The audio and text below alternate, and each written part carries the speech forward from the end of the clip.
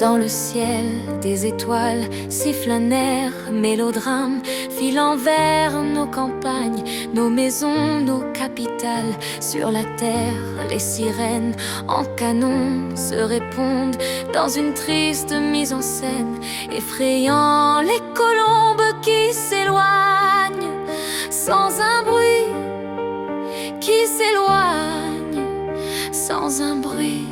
Ils sont bien loin les hommes des bêtises qui s'oublient, du péché qu'on pardonne, que le temps fait sourire.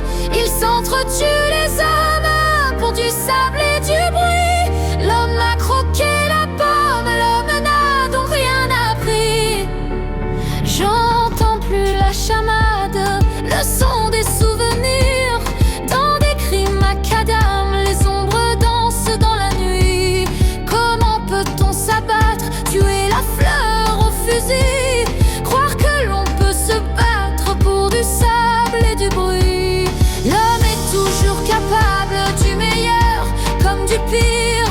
L'homme est bien sûr coupable de chanter la folie, de manger à la table du dernier des pourris, de trouver raisonnable de voler un pays.